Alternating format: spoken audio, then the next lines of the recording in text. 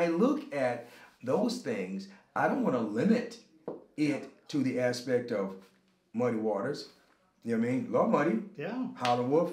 We don't want to limit it, because when we look at someone like Prince and Purple Rain, that's a blues. When we look at Alicia Keys, you know what I mean, I Keep on Falling, that's a blues. When we look at Michael Jackson, Dirty Diana, that is the blues. Yeah. So I'm not telling anyone to get so far away from the roots, but guess what? The roots didn't stop giving fruits with Stevie Ray Vaughan.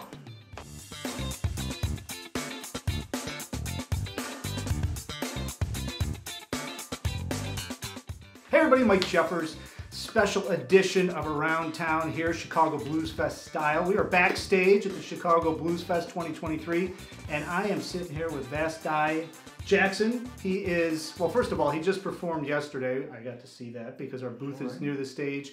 Killed it. And he and I met, I don't know, probably 10 years ago. About 10 years ago, yeah. Yeah, he came up and just incredible, blew everybody away. So we're going to talk a little bit about his performance. Obviously, we're going to find out what he's got coming up. But in addition, he is also the Mississippi music ambassador for the entire state. And we're going to talk about that too, because I love the fact that we have a connection between Chicago blues and Mississippi blues, which is where it all came from. So, Vasti, thank you for being here. Mike, thank you for having me. Absolutely. So let's talk a little bit about, you just performed yesterday. Yes. I know you're a two-time Grammy nominee. Yeah. You're in the Mississippi Blues Hall of Fame. You've got all these different awards, all this recognition. You tour all over the world. But what's it mean to play at the Chicago Blues Fest? This is like the largest free blues fest in the world. Well, first of all, it's exciting. It really is exciting. And I'm always honored to be invited to come and participate in Chicago. I worked many years in Chicago. I worked with the Alligator Records and stuff for Coco Taylor, Katie Webster, Michael Berg, C.J. Chenier. And so Chicago is like, Chicago is really like being up south. You know what I mean? It's like Mississippi electrified. And everybody knows that the Chicago blues ain't nothing but Mississippi blues in an urban environment. It has to be louder for people to hear above the streetcars and the subway and all of that stuff. So we have the intensity of the hustle and bustle in Chicago. You know what I mean? But the beautiful thing is that the feeling of Mississippi is still ingrained into Chicago blues. So it's like coming home, but a home that's more urban. Right, right. You know, and as you know, I mean, there's a lot of transplanted Mississippi bluesmen up here. John Primer coming off the top of my head, right off the bat. Muddy, Muddy, all of them. They all came up. Yeah. So, but when you were coming up, it's interesting to me. When you were coming up, you probably heard the old, you know, Muddy Waters, Howlin' Wolf, all the legends, even before them.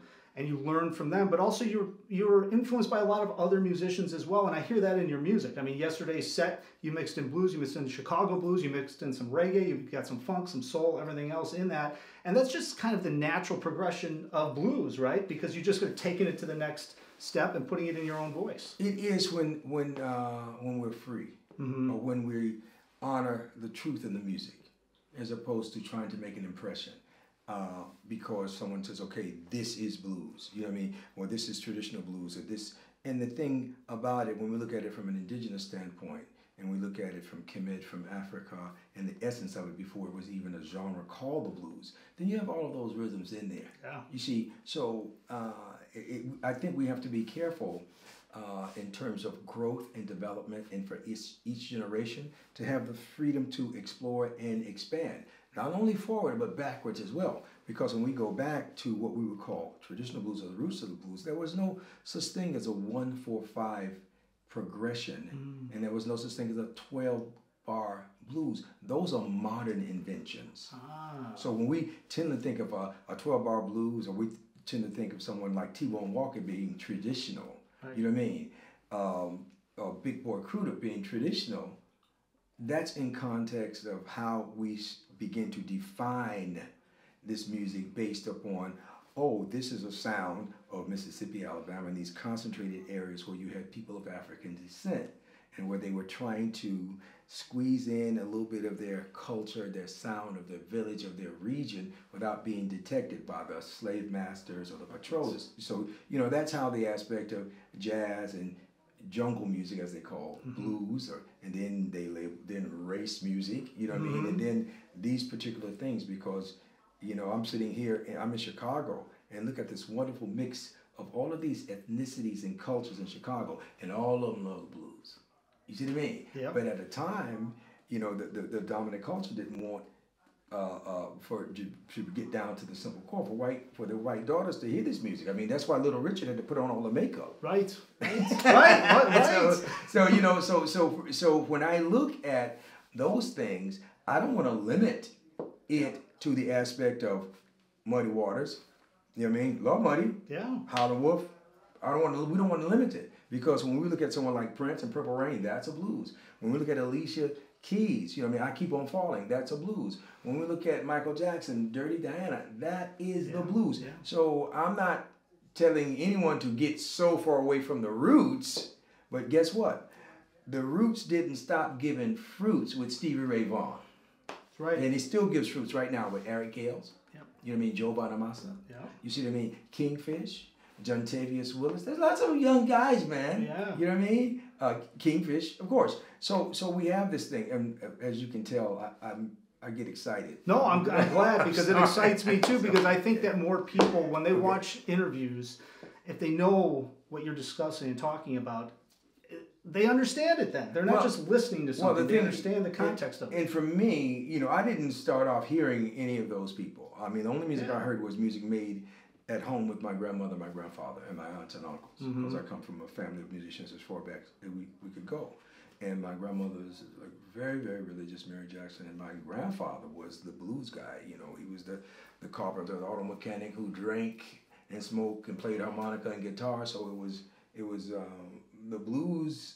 I mean, the Gut Bucket blues from him, and it was gospel and country music, because my grandmother's from also Irish descent.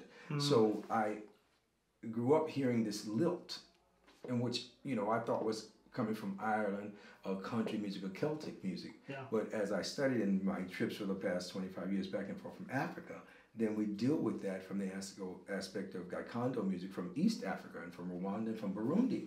And so that's even prior to, you know, to let's say the transatlantic slave trade. You have the rhythms, you have these very similar melodies, you know what I mean, of more East Africa, more the minor pentatonic, West Africa, more of the major pentatonic.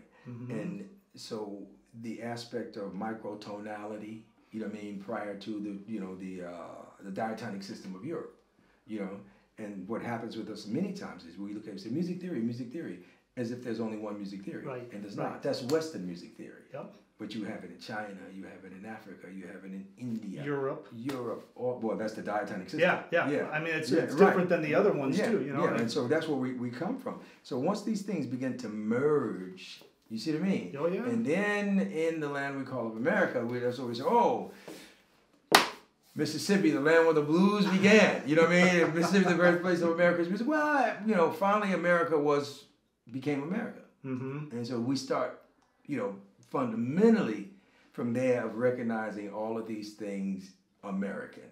And so I'm just, you know, God's will be done. Here we are, so we have to spread the love, we have to spread the joy. We need to look at the beauty and diversity and these variations and see how they complement each other. Well, and that's sort of what I always believe too. Not sort of, it absolutely is, but you're taking it to the 21st century. I mean, you're continuing to grow it and continuing to take it to the 21st century. It does on its own. You know, say, well, we're keeping the blues alive. You ain't got to keep the blues alive. The blues keeps itself alive. Right. Now, if you want to try to keep it in a certain form or a certain format and kind of put that in a box, you know, but, you know, when you look at Kendrick Lamar, when you look at Chance the Rapper, it's still blues. Yeah. It doesn't have to be a shuffle. It doesn't have to be 12 bar. It doesn't have to be it doesn't even have to have a guitar or harmonica. Nope. You know what I mean? The blues is a spirit. It ain't the instrument. It's the same thing with jazz. You know what I mean? I like to say that blues is a struggle, jazz is a triumph. You know, blues is trying to get free, jazz got free. You know, Coltrane, Bird, Miles, even Hawkins, Hancock, you know what I mean? Ramsey Lewis kept it classy and made sure that it didn't get too far away from the lay people. He brought it into the popular culture. Absolutely. Yeah. I mean, late great Ramsey Lewis. Oh my God. Yeah. Well, you know, and the thing that I love about this, and we're talking all about this, and of course we should send everybody to VastiJackson.com for all the information. Please do. Hit me up on Facebook, Instagram, all of that stuff. And before we get into, I'm glad we're discussing this, but before we go down the wormhole, because we're going to go down a wormhole, because I want to talk about the Mississippi Blues ambassador, who you are. Okay. But before we get there, what do you have coming up? I mean, you probably always got new recordings coming up. I know you're touring all over the place. We got a lot of recordings, man. And the thing is, right now, we're going to drop some singles before we do the full-length album, because that's kind of the way the paradigm for promotion and things of that. But we want you guys to look at it because we got a bunch of stuff. I mean, acoustic stuff, electric stuff. We also have projects that we're recording and developing in Africa right now, in Ghana, in Morocco, in Rwanda, in Ethiopia, in Tanzania. We're very excited about those projects. And we have a few that's released. One is called Rendezvous. That's RWANDFUL for the country of Rwanda, which a lot of people don't know is the second cleanest country in the world, the first being Singapore. And so there's a lot of things that's happening culturally in these places. Yeah. So we're excited about that. We're playing for change, and we have 15 music schools in 12 various countries. We're in Google, to South Africa, we're in the Congo, Brazil, Mexico, Argentina, Nepal. So I teach as well in various places.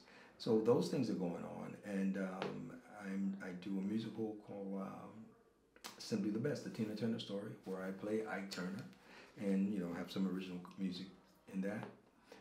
It's another musical that I do called Robert Johnson, the Man, Myth, the Music. Is that something you created, Robert Johnson? Or I not only myself, it was with Dr. J. Dean at the University of Southern Mississippi, and Rob, and I can't think of his other name, who helped us write it, and another stage play called America's Blue Yodeler, the life of Jimmy Rogers, the father of country music, and I play Hobo Bill in that particular musical. So it's between the acting thing, the producing thing, the composing, and we've been doing some symphonic works too with the Memphis Symphony Orchestra. We've been developing things with them since 2017, I think. Yeah. How do you find so much time to do this stuff? Just don't sleep? Is that what it is? Well, I sleep about 5 hours a night.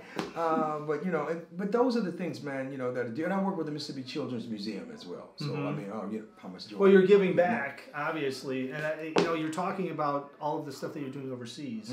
And I know there's a lot of blues musicians that go on tour overseas, and they love the music. Right. But you're really creating something where you're giving back and actually growing, maybe not the legacy of the blues and the music, and also connecting people together, right, in a whole different way than I've ever heard of. Well, the thing that's beautiful, and we need more of this in the U.S., is that there's much less age discrimination in Africa and in Europe.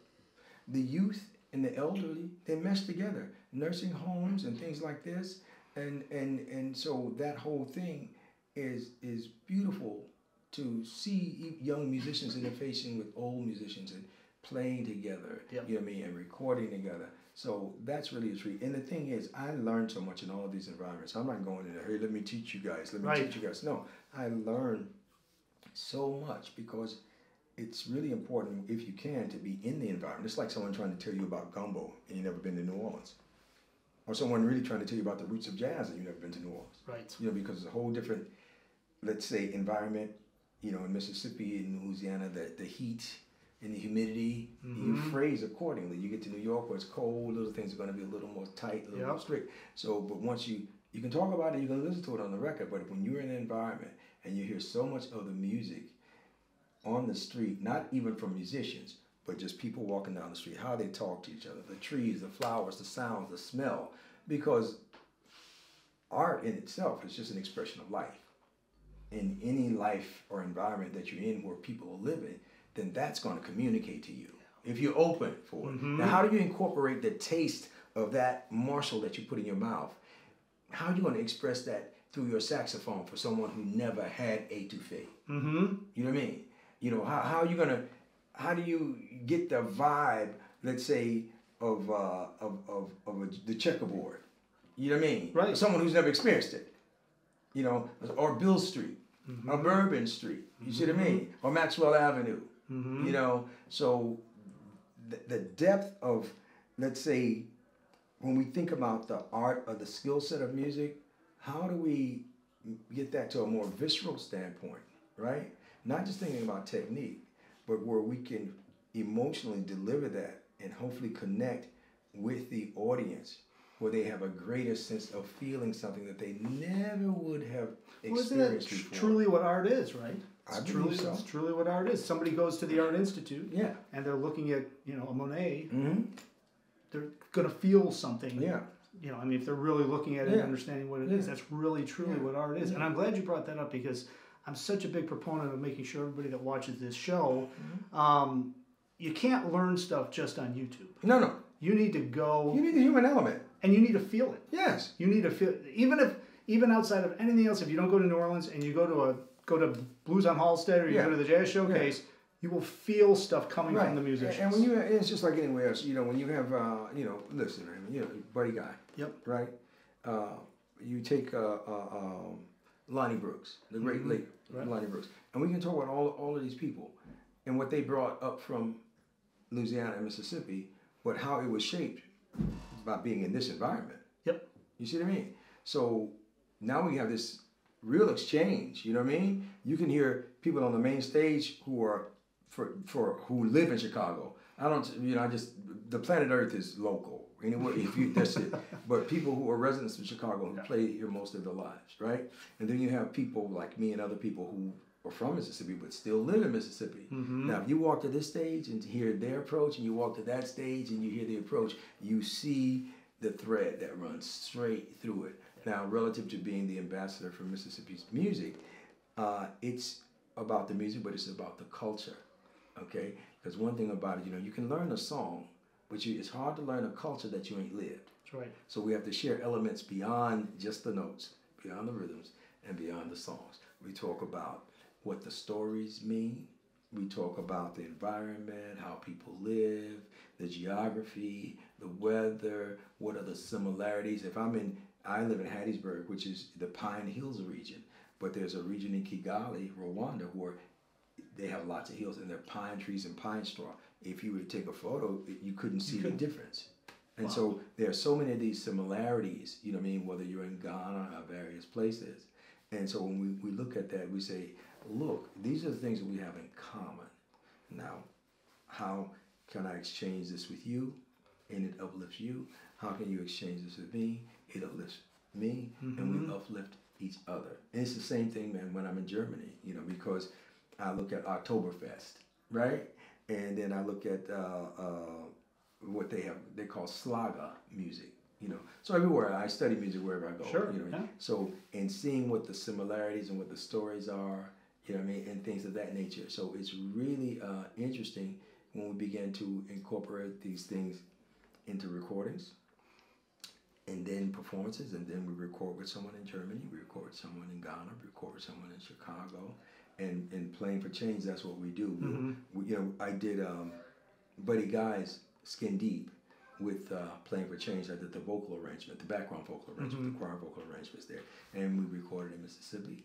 We recorded Buddy in Legends, you see, and then we recorded people in the parks here in Chicago. So you really have what we call world music, not just because of the sound of it, but we physically go to different places in the world. It's an amazing project. We do a click track, and we have people, someone is in Nepal, someone is in Brazil, someone's in Japan, someone's in Chicago, someone's in Mississippi, someone's in New Orleans, someone's in Guguletu.